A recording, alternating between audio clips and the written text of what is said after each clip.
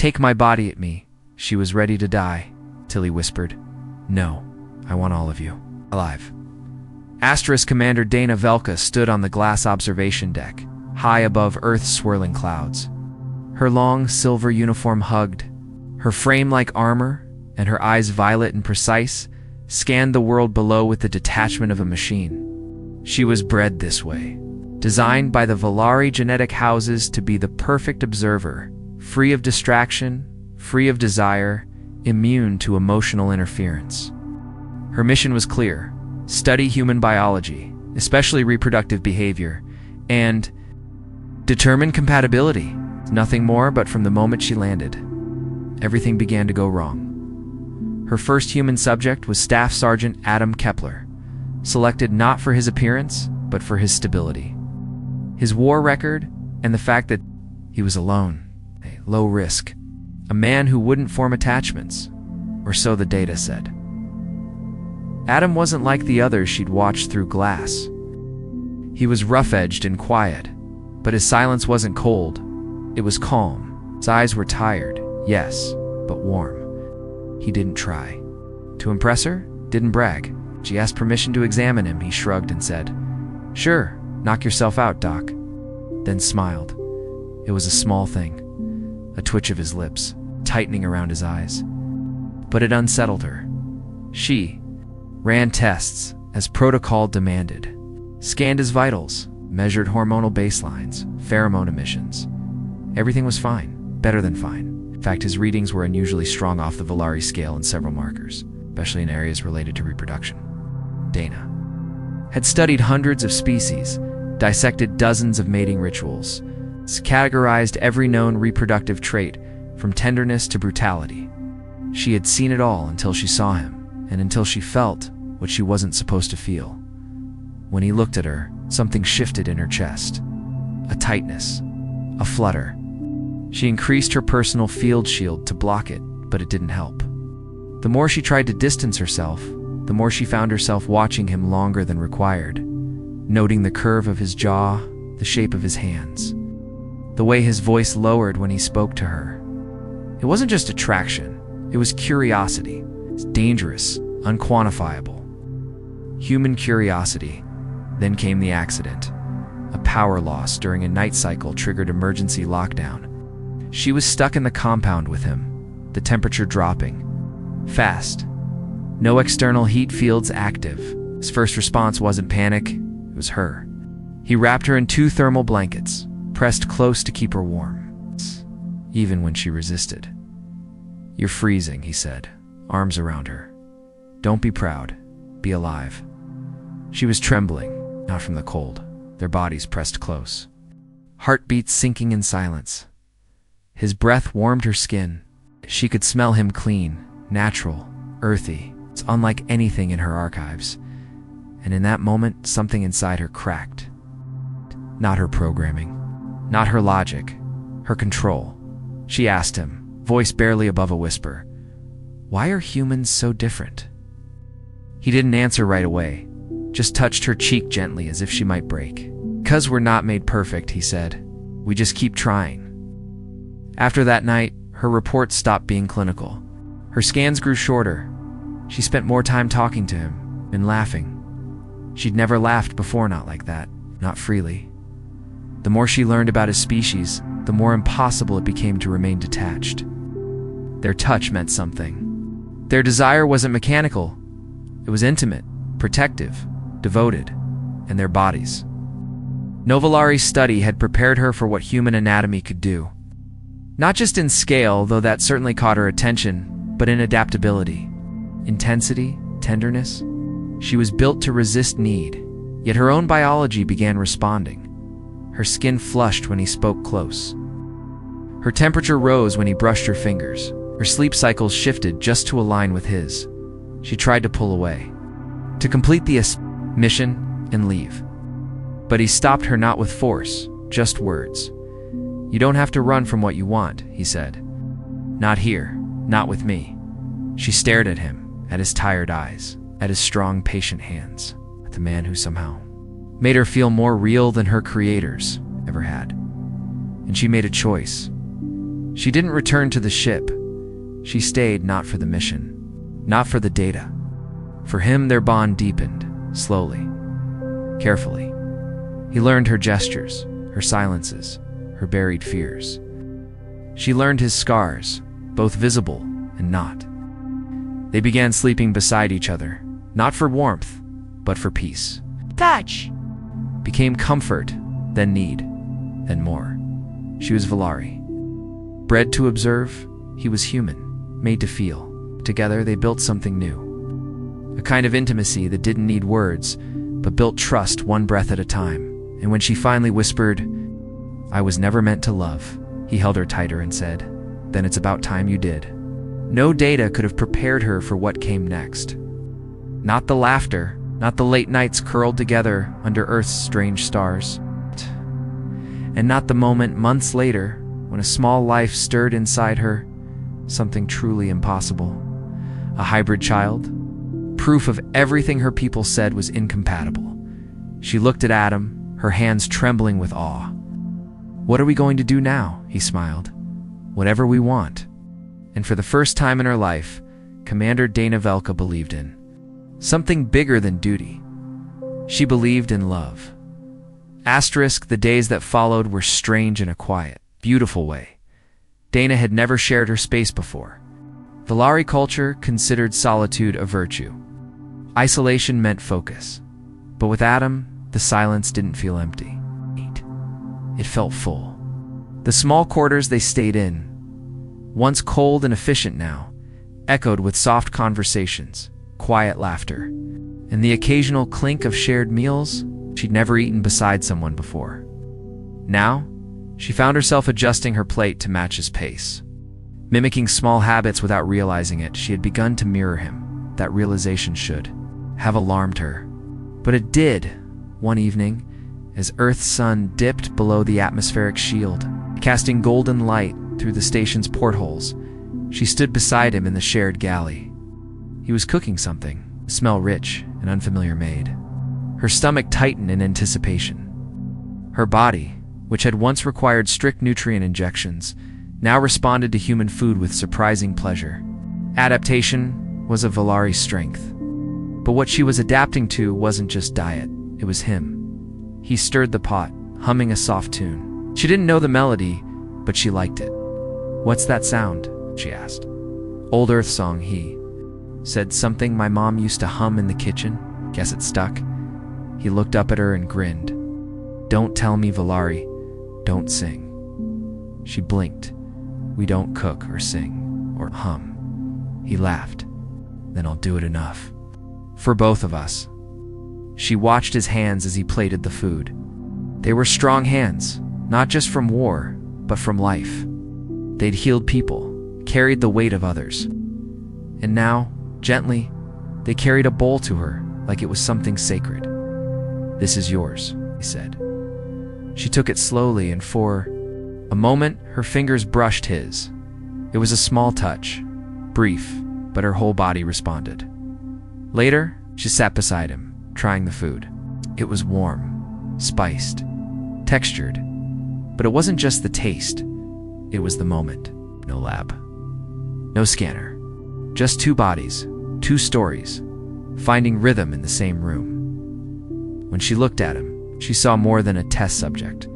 She saw home. That night, she couldn't sleep. Her mind raced with thoughts she didn't recognize, emotions that didn't belong. In the files she'd memorized, she got up, walked to the viewport, and stared out at Earth's glowing surface. The blues and greens of the planet shimmered like something alive, breathing beneath her. She didn't hear Adam approach. "Can't sleep?" he asked, voice low. She shook her head. "Too much inside," she murmured. "Too many feelings. I don't know where to put them." He stood beside her, arms crossed loosely, eyes on the same view. "You don't have to put them anywhere. Just let them be." She turned to him, her face lit by the faint light from the planet below. "I was not built for this." "Think anyone is," he said. "But we figure it out, together." There was silence. And then she did something bold. She stepped closer close enough to feel the heat of his chest, close enough to see the faint scar on his neck, one of many. She'd noticed, though he never explained them. Her voice was barely a whisper. "When I touch you, I feel safe. That's not supposed to happen." His hand moved slowly, carefully, to brush a strand of silver hair from her face. "You've been made to feel small for too long," he said. "But when I look at you, all I see is someone who deserves more." She swallowed hard. Then, finally, she leaned in. Their lips met, gently, curiously. Not with hunger, but with something softer. Something real. She didn't know what to expect. From a human kiss, it wasn't clinical. It wasn't calculated. It was warm and patient and alive. Her heart raced. His hands didn't pull, didn't grip. They just held. When she finally pulled back, she didn't open her eyes for a moment, afraid the world might shift again, that it might vanish. But it didn't. He was still there. "I don't understand this," she said, "but I want to." He smiled then. "Let's keep not understanding it together." That night they lay on the same bed, fully clothed, no boundaries crossed, just her head on his chest, his arm around her shoulders. Her breathing slowed, his heartbeat steady beneath her ear. She didn't remember falling asleep, but she remembered waking up, for the first time in her life. She wasn't alone, and for the first time, she didn't want to be. She looked at him, still sleeping, and thought, This is the real study. Compatibility, not biology, but connection." And the longer she stayed, the more she realized that maybe love wasn't an anomaly. Maybe it was the most human thing in the universe. The days passed slowly, like honey poured over glass, thick, golden, and a little surreal. Dana didn't mark time the way humans did, not with clocks or calendars, but her body began to change. Subtle at first, her temperature stabilized in his presence. Her heart rate lowered when she heard his voice. Even her sleep cycle began syncing with his, as though her biology had stopped asking permission and started making decisions of its own, in Valari terms. This was unheard of. She had been warned about human intimacy, about its chaos, its entanglement, its risks. But the warning never explained how good it could feel to be wanted, not for data, not for protocol, but for nothing more than simply being there. One evening, soft earthlight filtered into their small shared quarters. She stood in front of the mirror, studying herself. Her skin was a cooler hue than usual, her posture more relaxed. She didn't look like an observer anymore. She looked like someone who belonged. Behind her, she heard the sound of footsteps. Adam, quiet as always. He wrapped his arms around her from behind, resting his chin on her shoulder. The heat of him spread across her back like a promise. "You keep staring like that, and the mirror's gonna get jealous," he murmured. She almost smiled, almost. "I don't recognize myself," she said softly. He kissed her shoulder gently. "That's the best part." She turned in his arms, her eyes scanning his face. Those kind eyes, the roughness of his stubble, the scar across his temple that caught the light just so. It wasn't perfect, not by Valari standards. But to her, he had become the most perfect thing she had ever known. "Why me?" she asked. "Out of all the people on this planet, why did you let me in?" He didn't answer right away. Instead, he reached out and touched her cheek, his thumb tracing the curve of her jaw like it was sacred. "Because you looked like you'd never been touched without expecting pain," he said quietly. "And I wanted to be the one who changed." That something in her chest stuttered, not her heart, something deeper, older. Maybe Valari didn't have a word for it, but she could feel it growing inside her like a new organ. Later that night it rained. She had never heard real rain before. On Valari worlds, weather was regulated, controlled, predictable. But here it was alive. The sound of water tapping against the roof of their shelter, the scent of moisture rising from the earth, the soft rumble of distant thunder, made her feel small in the best possible way. Adam took her hand, led her outside into the rain without a word. She looked up as droplets hit her skin, tasted them on her tongue, laughed a true, unrestrained laugh, and he watched her like she was the most beautiful thing in the galaxy. Her hair soaked through. Her clothes clung to her. She didn't care. He pulled her close. Their bodies met, soaked and warm and electric, with something neither of them had the language to name. Their mouths found each other again, this time with less caution, more fire. He held her like he never wanted to let go. She let herself be held like it was the only thing she'd ever wanted. When he carried her inside, she didn't stop. Him. And when they lay together, skin to skin, with no barriers between them except breath, she didn't feel studied or stolen or controlled. She felt chosen. The next morning, she woke before him. She lay there watching his chest rise and fall, wondering if her people would ever understand what she had discovered, what she had become. But just as that thought formed, her comlink flickered to life.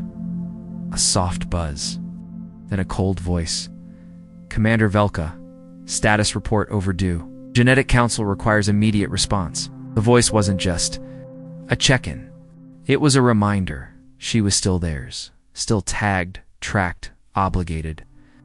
Her silence so far had bought her a few days of peace. But now, the price was due. She sat on the edge of the bed, the message still echoing in her ear. He stirred behind her. "You okay?" She didn't answer at first. Her hand hovered over the cum. She could respond. Obey. Be what they made her to be, or she could lie. She turned to him. "They're looking for me," she said simply. His jaw clenched, but he didn't look surprised. "Do they know about us?" She shook her head. "Not yet." He sat up, pulling the blanket around his waist. "So what happens if they find out?" "They'll retrieve me," she said. "Wipe this whole segment. Call it contamination." Adam stared at her for a long moment. "And what do you want?" It was the question. Not what she was assigned, not what she was programmed to do, but what she wanted. Her throat tightened. "I want to stay," she whispered. "I want to wake up next to you and not be afraid of what I'm becoming." He didn't say anything, just leaned forward, pressed his forehead to hers and said, "Then we'll figure out a way to keep you free." In that moment, she didn't feel like a scientist or a soldier or a subject of study. She felt human, and that terrified her more than anything. But it also made her feel alive. Asterisk, the message didn't disappear. It hovered in the corner of her vision, all day like a stain, silent countdown, blinking steadily beneath her skin. Every Valarian plant had a recall lock, signal she couldn't disable from the outside. And if she didn't report within 72 hours, the council would send someone, not just a drone, an enforcement unit. And enforcement didn't negotiate. Dana didn't tell Adam all of that, not yet. He was human. He deserved the truth. But part of her still hoped there wouldn't be one to tell. She needed time, just a little more, to understand what she had become. To figure out if love was strong enough to stand between her and the genetic empire that made her.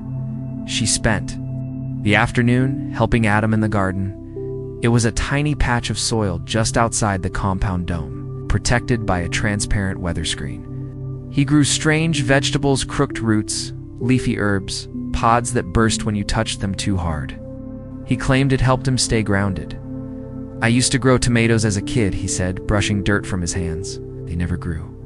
"Right. But my mom said even ugly fruit could taste sweet." Dana didn't know what a tomato was, but she smiled anyway. She liked watching him work. The way his hands moved with care, not precision. Valari training had made her efficient, clinical. Adam made things messy. And she was starting to love the mess. That night, as they sat curled together on the floor of the sleeping quarters, Dana rested her head on his shoulder and whispered something she'd never said aloud before. "I don't want to go back." Stiffened slightly, then relaxed. "Good, because I wasn't planning to let you." She looked up at him, eyes wide. "They'll come," he nodded. "Then we'll be ready." "How?" "Don't know what they're capable of." "Maybe not," he said, "but I know what I'm capable of, especially when someone I love is in danger." The word hit her like a pulse. Love. He said it so easily, like it had always been there. Her heart stammered. "You love me?" He turned to her, face calm, honest.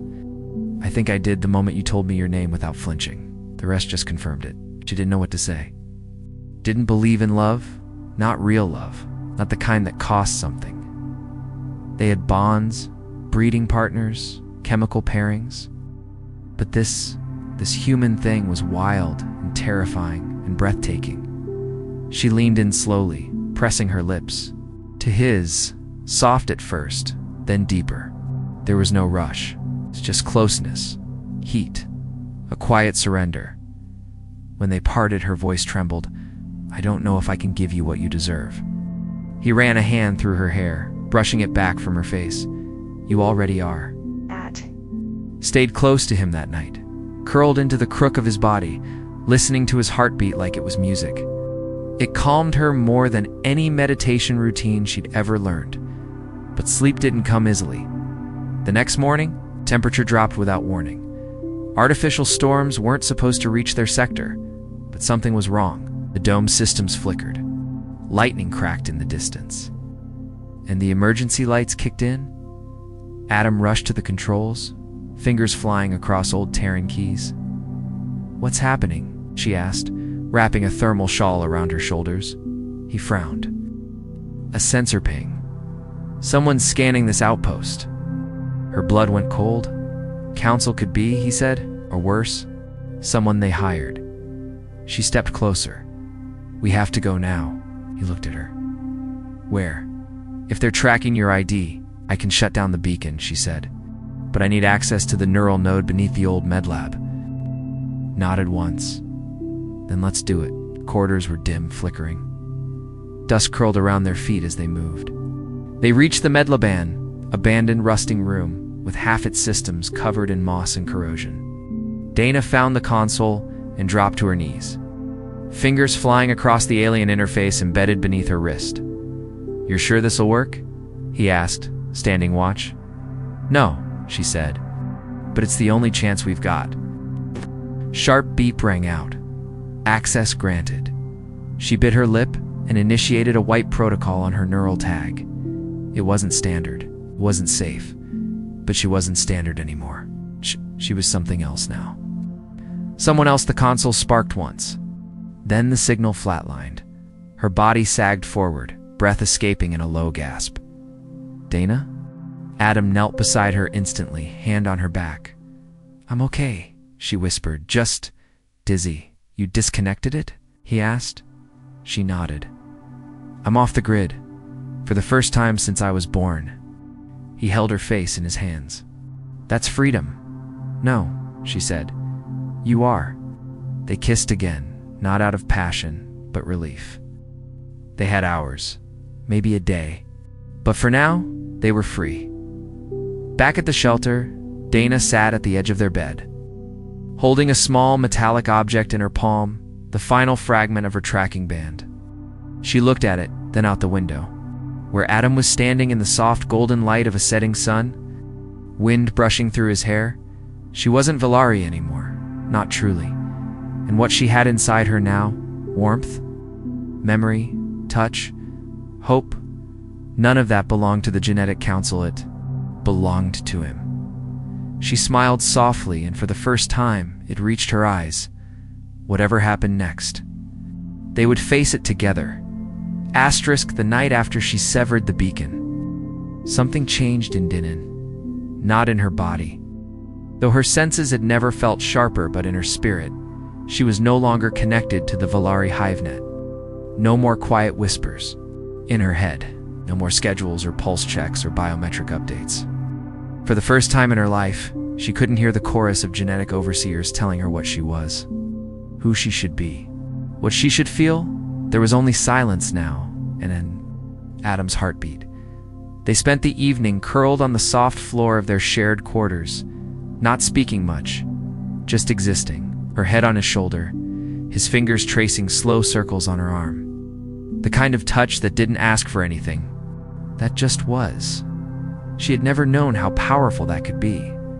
Later, as the lights dimmed and the sky outside turned a deep velvet black, Dana found herself watching him in the dark. His face lit only by the pale glow from the window, his chest rising and falling beneath the blanket. His body, scarred and weathered and utterly human, looked nothing like the pristine Valari she'd studied in the labs, And yet, she couldn't imagine wanting anyone else. There was a warmth in him that didn't exist in her people. A stubborn, soft-edged, slow-burning heat that lingered even when he was asleep. It was why she started sleeping in his shirts, why she stopped using the sterilizing agent on her skin before bed, why she'd caught herself humming his old Earth song under her breath while calibrating a data console. She wasn't becoming him, she was becoming herself. The next morning, she woke before him. Again, but this time, she didn't go to the console. She didn't run diagnostics or check for surveillance pings. She went to the window. Outside, clouds rolled across the valley below the dome. Wind danced in long arcs over the moss-touched hills. Far beyond the edge of their compound, she could see the glint of the Kamsat Light Tower.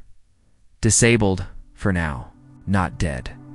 And not forgotten, she knew what the council would do if they realized her neural tag had. It's gone dark for too long.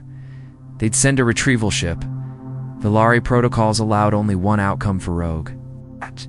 Genetic assets, repatriation, or termination. She could survive either, but Adam wouldn't. Behind her, she heard him stir. "You're watching the sky again," he murmured.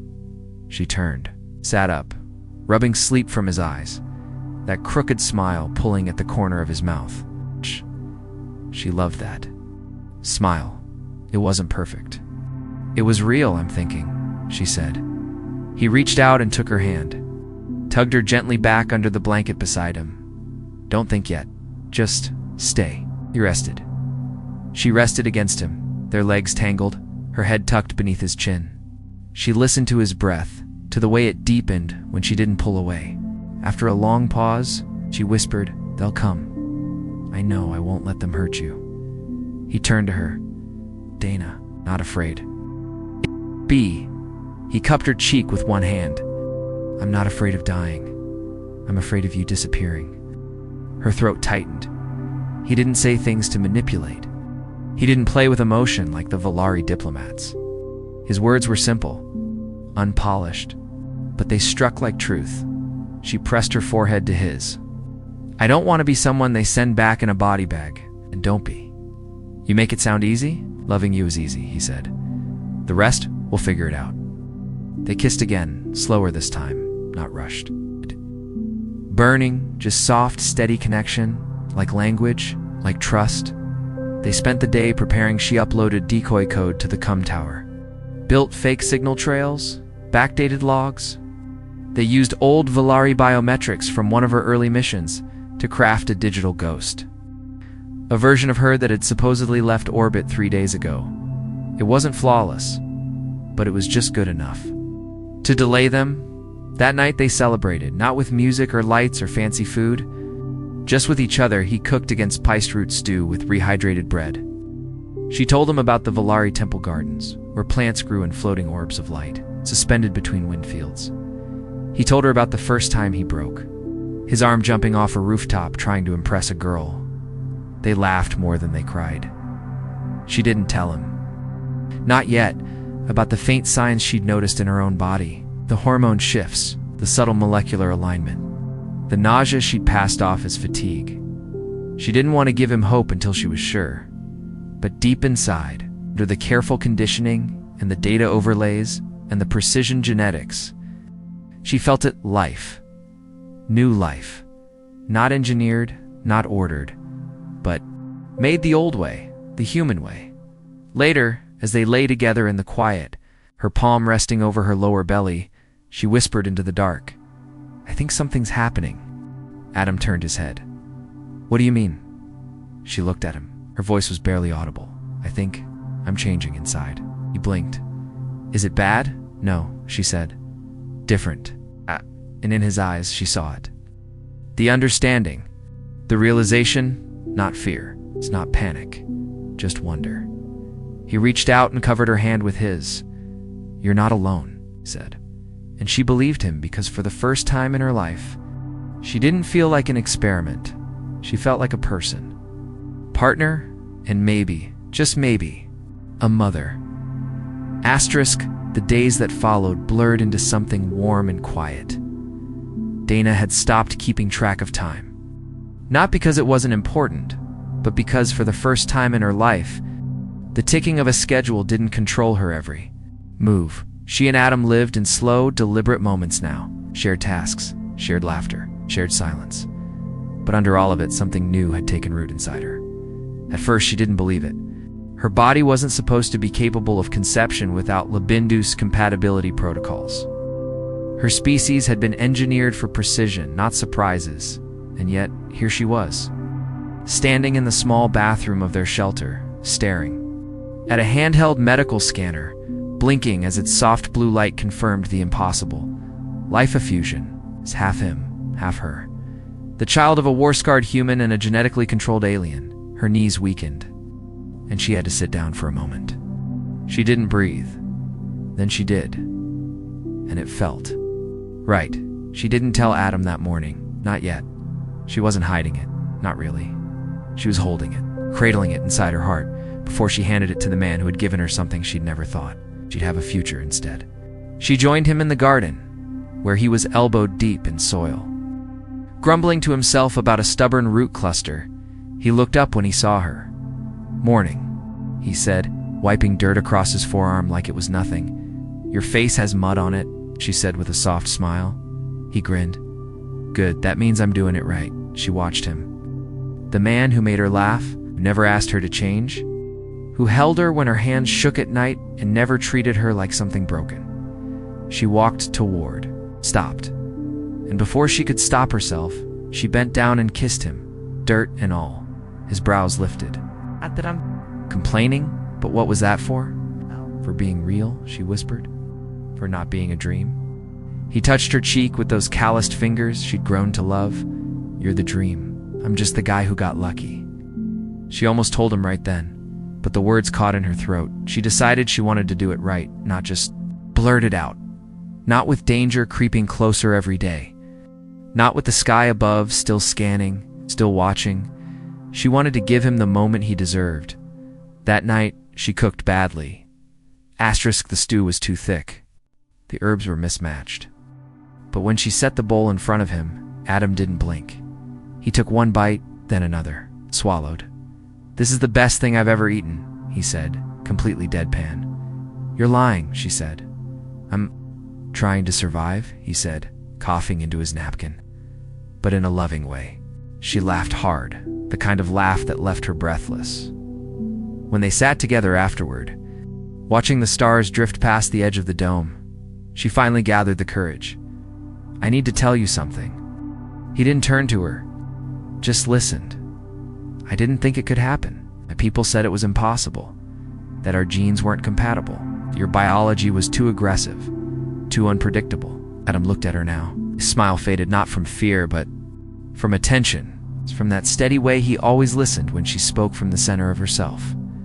"I'm pregnant." The words hung between them. Simple. Bare. For a long moment, he didn't move.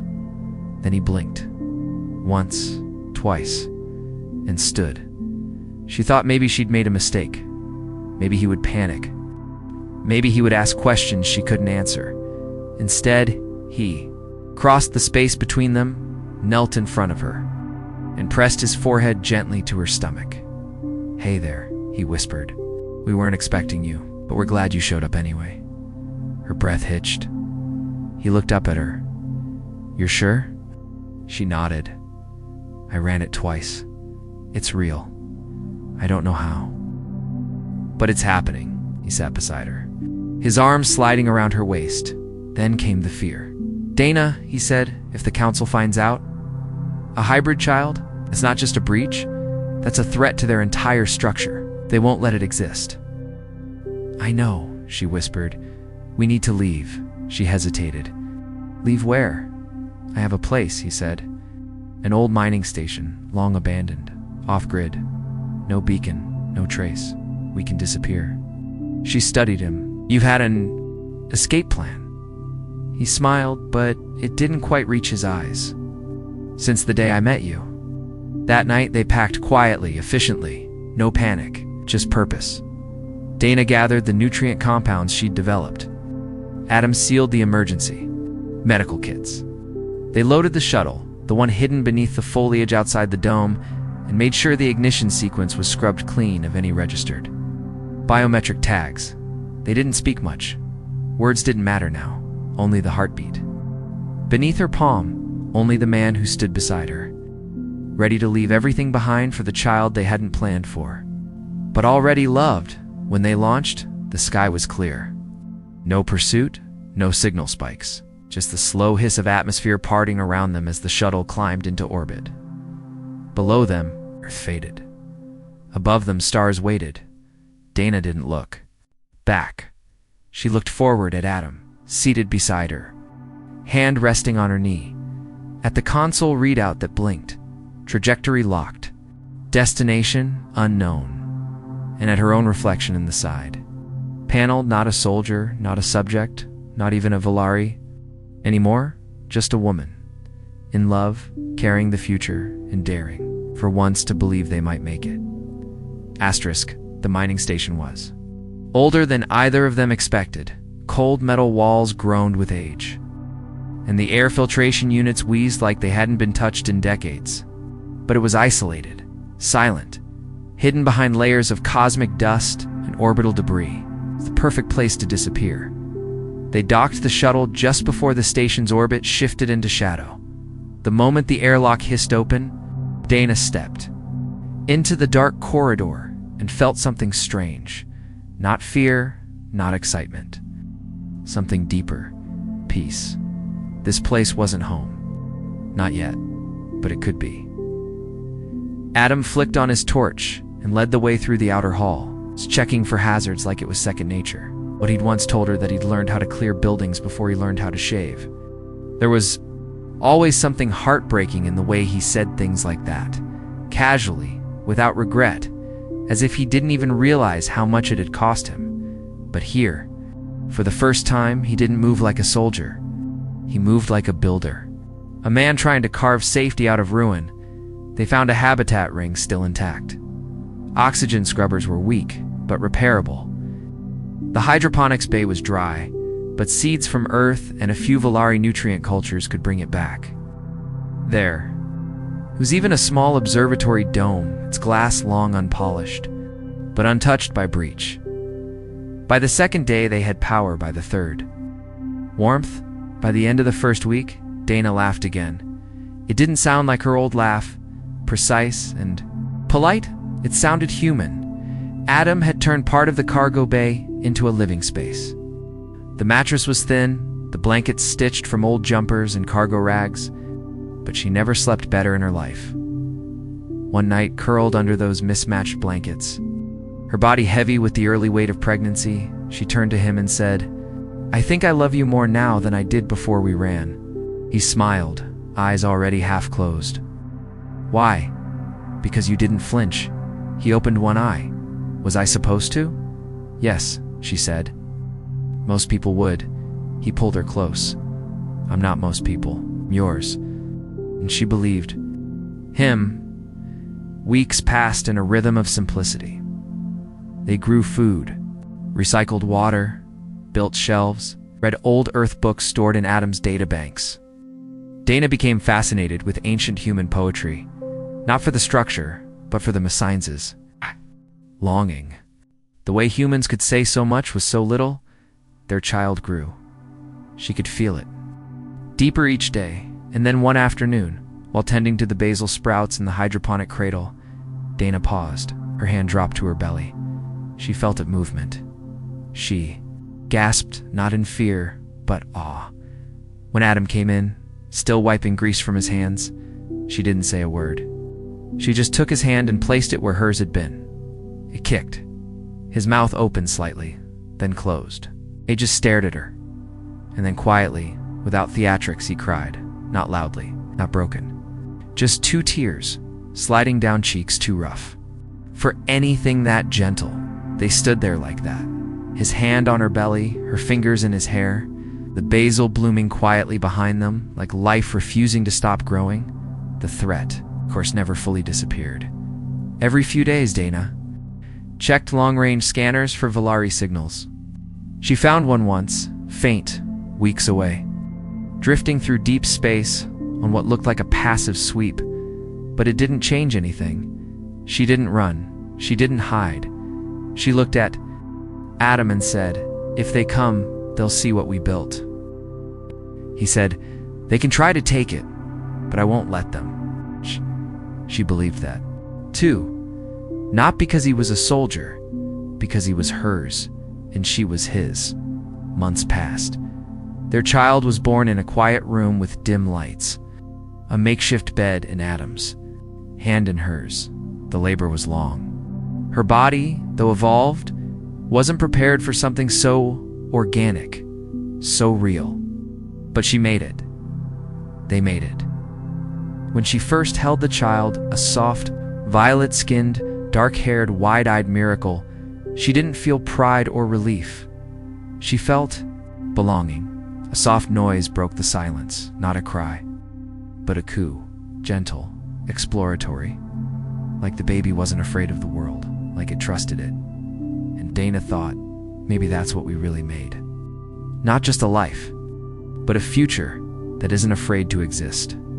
They named the child Kale, a Valari word for unwritten star, and an old Earth word for keeper of the flame, because he was both.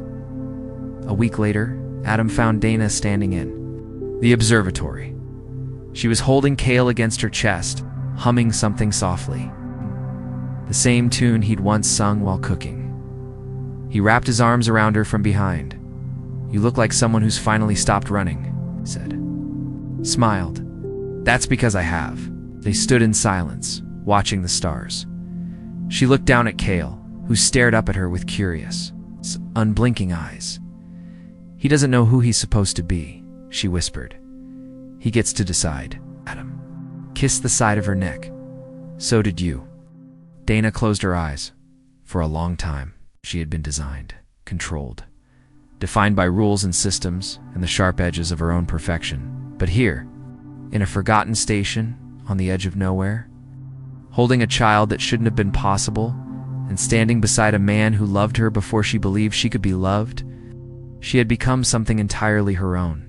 Not a commander, not a subject, not even a rebel. Just a woman, just a mother, and always his. Outside the dome, the stars spun silently. Inside, a human, an alien, a child born of both, built something no empire could ever erase. A life is a love and a legacy. Exactly as it should be. End.